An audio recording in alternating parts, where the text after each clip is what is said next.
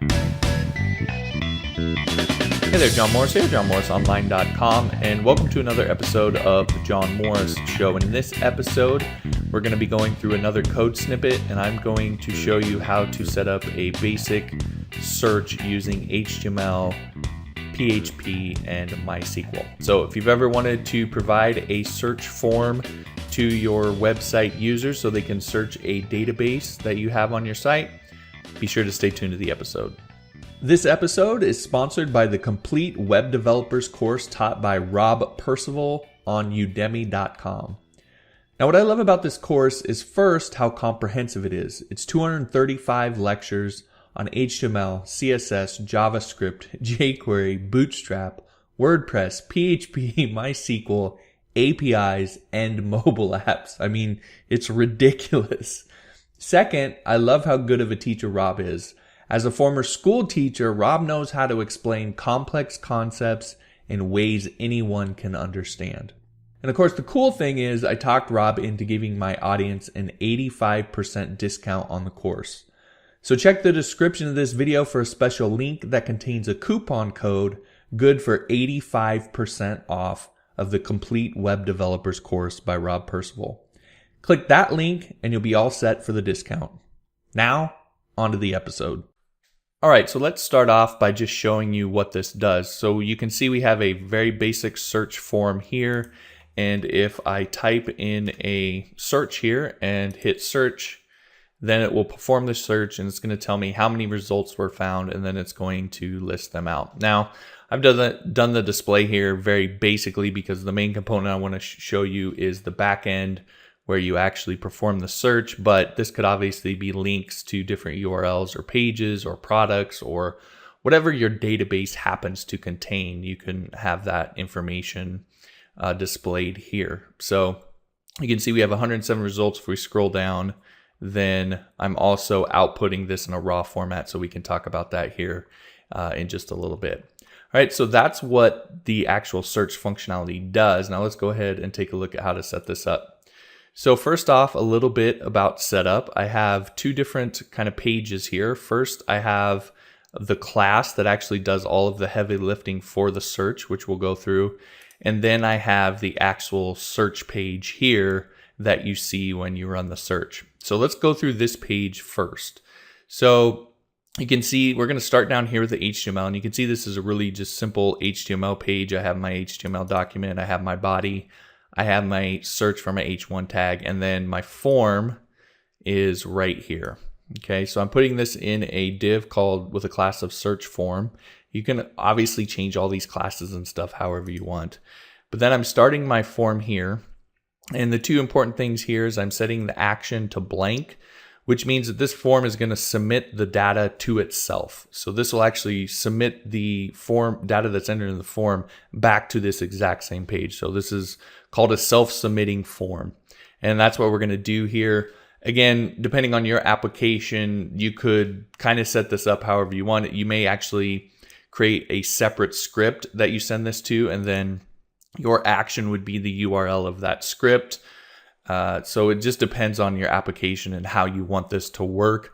There's not necessarily any inherent advantages to either one, although for a large application, you're probably going to be submitting it to another script to be processed, because you're going to have a lot of other things that'll happen when it's processed.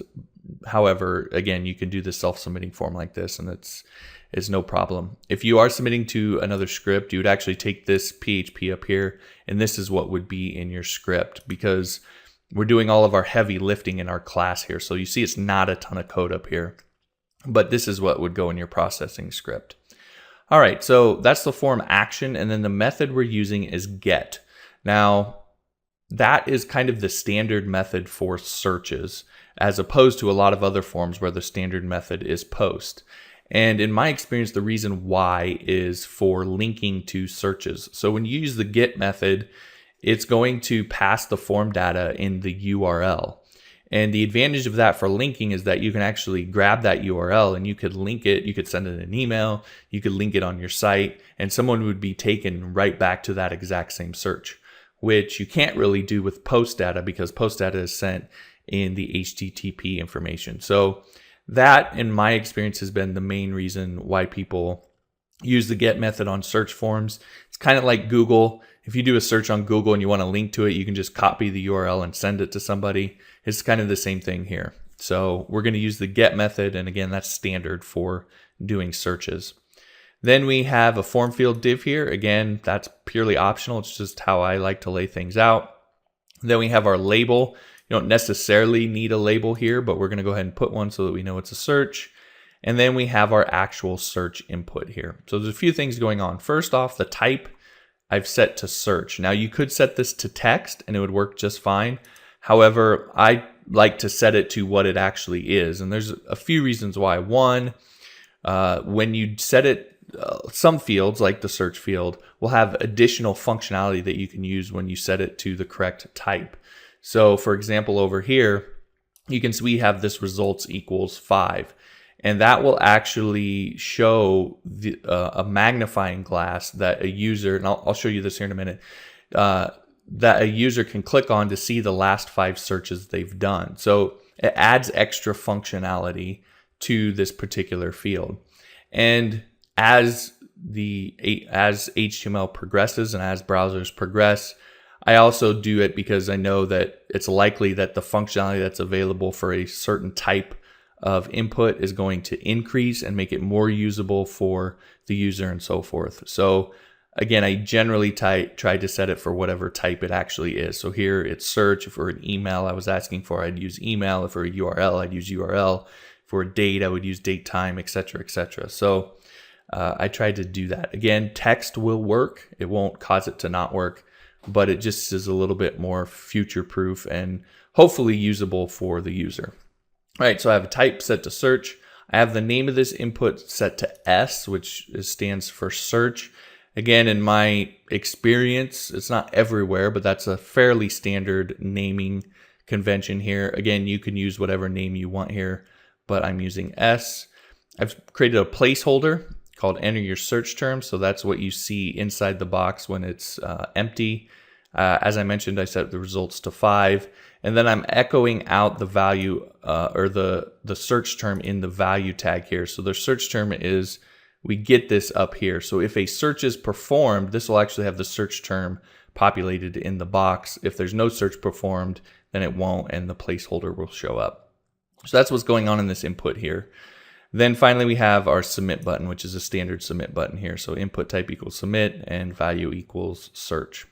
All right, so that is our form. And then down here is our search results wrapped in an if tag. Now, we're going to go through this in a minute, but I want to follow this kind of step by step as the process happens. So with our form, when someone enters a search term and hits submit, that's going to submit that right back to this same page. So up here in the header area here, then we are checking to see if that information has been submitted. So we're doing an isSet on get for the S parameter here. So this is our name.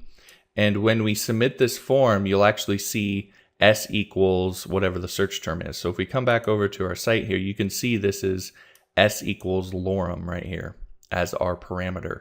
So we're checking to see if that exists, because if it doesn't, there's really no point in us doing anything. So we're checking to see if that exists. If it does, then we're including our search class, which we'll go through here in a minute. And then we're instantiating a new instance of our search class so we can use its functionality. We're setting the search term, or we're setting the search parameter and get to this search term here, so we don't have to constantly re-grab it using get. It's a little bit easier to work with here. So we have our search term here, and then we send the search term to our search class and store the result. So here we're sending the search term to our search class and the search method inside of that class, and then we're storing that in the search results variable here, which we then use down here in displaying our search results. All right, so that is the on this page how we actually access the class and use it. And then if we come down here, we're checking to see if search results exist. If they don't, we're not even going to display any of this search stuff here. But if they do, then first we're creating a count. So we're going to echo out the result of search results count, which the class returns, and I'll show you that here in a minute. We're going to echo out that count. So that is what shows us when we see 107 results found. That's what gives us that, is this area right here. Next, we're just creating a simple results table. And so we're going to loop through our results. And so for search results and then the results element here, and I'll show you why that is when we get into the class here. But as search result, then we're going to create a div called result. We're creating a paragraph tag, and we're echoing out search result title. And then we'll close our loop. And then down here, I'm just printing out the search results raw, so that you can actually see what's in those. So this is our results table. We'll probably come back to this after we go through the class, and some of this will make a little bit more sense. All right, so that's our search page here. Now if we hop over to our class here, then we have a few things going on over here. So first off, we're creating our class called search. We've created a private property called MySQL. I did this just so I can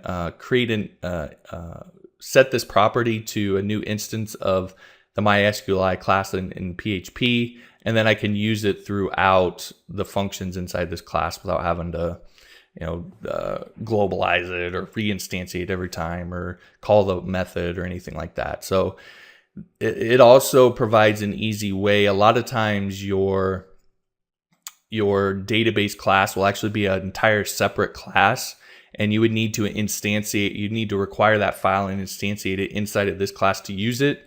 Well, you're already doing that here anyway.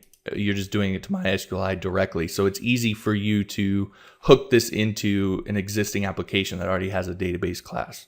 So that's another reason why I did this. All right, so we have that method. We have our constructor, and in our constructor, all we're doing is calling our connect method here.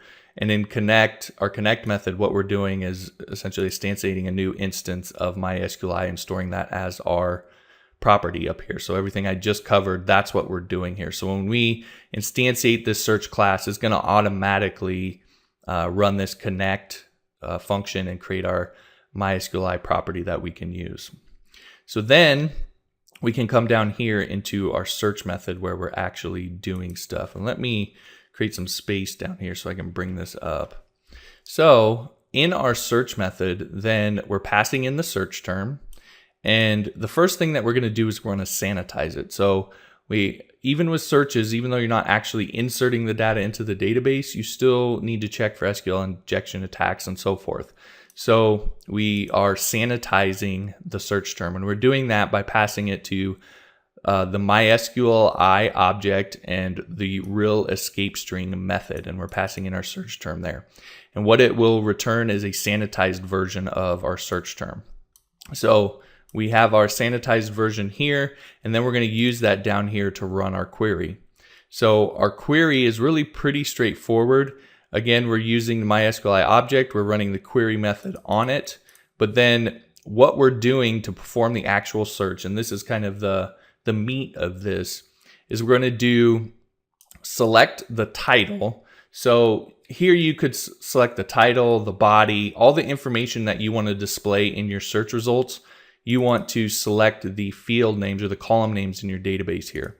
In this particular instance, we just have title and body. So, and all I wanted to display was the title. So that's all I selected here. Again, you would select whatever you want. And if you wanted the body, you would just do like this. You would just do comma body, comma summary, or whatever your other database columns are. All right, so then we do it from our table. The name of the table is search. And then we do it where the title is like the sanitized variable that we have here. Okay, so using the like method is going to find everything that is like this particular term, and we're searching the titles for it in this particular statement here. Now, adding these percent signs front and back, essentially what that means is it's going to look for the search term, and it can have anything essentially appended to the front or the back of it. Now, if you wanted to get rid of one of these, then it would only look for stuff where it has a search term and stuff appended to the front, or if you remove the other one, then it would only look for stuff appended to the back and so forth. So this allows you to essentially search within text and so forth in order to find that search term. So it's a deeper way essentially of finding that search term. So most searches you're going to, unless you really need an exact match, you're probably going to use these percent signs on the front and back here. Okay. So we're searching the title, and then down here, we're also searching the body. So we do or body, and we use like, and we do the exact same thing. So that's going to then search our body for our search term as well. And that's our query. That's as complicated as it gets. And it's going to search our title and our body. And again, if you wanted to add, maybe you had another field or another column in your database you wanted to search, you would just add another or statement and another like statement, and you just keep going to search all the things that you want to search. Now, one note here is that this method of search can be a little bit expensive. And so it's generally worked from, maybe 500 to 1,000 records. Searching in that kind of realm will be just fine. Usually it's not going to take a long time, but if you start to get a huge, massive database with 10,000 or 20,000 records, then this search will be a little bit slow. So you would want to get into something like full index searching and so forth. So we're not going to do that in this particular setup, but that would be what you want to get into for a massive records database like that. But this works for just simple searches for a site or maybe a list of products, and you have like 100 products or something like this. This would work just fine for that. All right, so we've actually run our query, and we've stored the resource as this query variable. Now we're just going to check and see if we have any results. So if we don't have any results, we're just going to return false. And that's so any application or other part of the application or anything using this method can do a quick check to see if any results were returned from this query and then adjust accordingly. So we're just going to use query and the num rows property. This will be populated with the number of rows that we have returned to us. And so if it's 0, then we know that we don't have any records and we can return false. All right, so that's what we're doing here. Then we need to loop, and we need to actually fetch the object. So this query isn't actually an array of results. Okay, it's actually it's a resource that stores information about what was returned from MySQL. So we need to actually loop through and fetch the actual results and create our array from the resource. And that's what this is right here. So we create a while loop, and we do row equals query fetch object. Now you could do fetch rows, you can do fetch a soc. There's a number of different ways that you can fetch the results and how you want them stored. I like working with objects in an object-oriented way, so that's why I always do fetch object. And then essentially each record, when we do fetch object, each record is going to be stored into this row variable here. That's what this line does. It fetches each row and stores it as an object in this row variable. So what we're going to do then is we're going to put that into an array. So this rows and then these brackets is creating an array, and then we're going to set it equal to row. So essentially what this is going to do here is create an array of objects for us that we can then use. All right, so that's what this does. And so we have all of our rows stored as objects in this rows array once this gets done. And then we're going to build our return result. So you could just return rows if that's what you were concerned with, but I do like to try and provide a little bit more information for the rest of the application. So here I'm actually building out a result that has a little bit more info. And of course you could expand this depending on what your application might want from the search results. So here we're setting search results equal to an array, and in that then we're creating an element called count, and we're setting that equal to query num rows. Remember, num rows gives us how many results we got. So we're setting that equal to count in our array, and then here under results, we're setting that equal to our actual results. So we're going to get a multi-level array that has a count element, which tells us how many records we got back. And it's also going to give us a results element, which has then our array of record objects here. So that's what this is doing here. And again, it just makes it easy to, on the search page here, then you'll notice, for example, right here, I can echo out search results count. I can just easily echo that out instead of having to call and try and integrate num rows into this somehow and get that count. I can actually just grab it right from the array that I've created. So it makes it a little bit easier to work with when you return some information. And again, depending on your application, you could add more information to these search results. You could add what the query actually was. I know with WordPress, most of the queries that you do, you also get the query back as an element. So if you're debugging or something, you can look and see what the actual query was. So you could do that. You could do a number of other things to return back to the rest of your application in order to make it easier to work with. All right, so we build that array and then we return our search results here. All right, so that's our entire class that we're using here. So again, if we come back over here then and we look at the results, now it makes sense that we have our array stored as search results, and we're looping through, we're echoing search results count, and search results is what we're looping through. So if we come down and look at our raw data down here at the bottom, you can see we have an array. It's got an element called count, which has the number of records for this search. And then we have our results element, which is an array of objects. And in each object is the information about that particular record.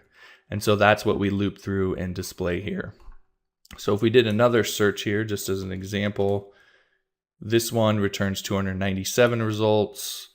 Maybe we could do, let's look at some of these. Let's do tort.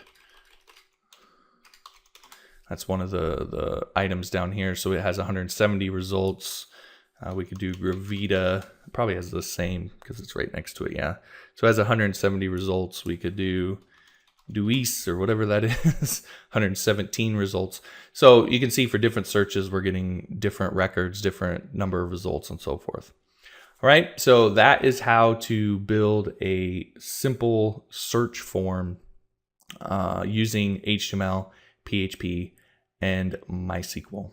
Now, if you want to get access to this source code, then the way to do that is to head on over to johnmorrisonline.com/resources, or if you're on my website, you can simply click the resources tab right up here, and that will take you to my web developer resources page. Now, I have all kinds of web developer resources on here, from classes to the different tools that I use. But if you scroll down to the bottom here, then you'll see a section called code snippets, and you'll see PHP code snippets, WordPress code snippets, and Genesis code snippets. So you can go ahead and click on through to the code snippets that apply for the video you're watching, and you'll be able to get access to that code snippet. Now, if we click here, for example, on PHP code snippets, then we will be taken to that page and you'll see all of the different code snippets here, and you can click through and you'll get the video, you'll get the description, and you'll get the code snippet as well. So again, head on over to johnmorrisonline.com/resources, head on down to the code snippet section to get access to the snippet that you're after. Of course, while you're here, you might as well look around and see some of the other developer tools and courses that I have available here that are going to help you down your path of becoming a web developer. And since I'm constantly adding to this page, then you might as well bookmark this page and check back often so you can see all of the things that I've added and get access to all of the tools and snippets and courses and things that I'm using throughout my career. All right, that'll do it for this episode. Thanks for watching, and I'll talk to you later.